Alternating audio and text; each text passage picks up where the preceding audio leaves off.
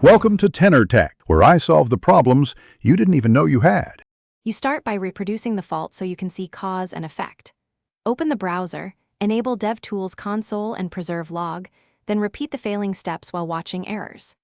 Once done, copy the full stack trace and note which script file and line appear. This points to where client code throws.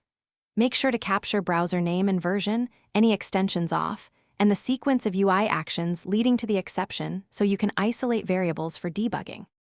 Now you dig into the stack trace to find the offending function and why it throws. If files are minified, load source maps or build a development bundle so names are readable. This reveals the exact function and arguments. Once identified, reproduce with breakpoints and inspect variable values and DOM state at break time.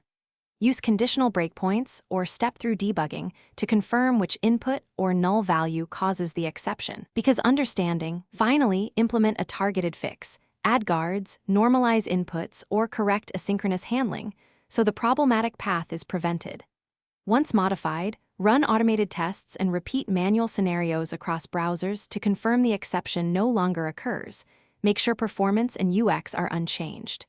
Deploy to staging, monitor client logs and console telemetry, then release. If errors persist, one key troubleshooting tip: reproduce with a clean profile and extensions disabled, because browser extensions or cached assets often mask or cause client-side exceptions.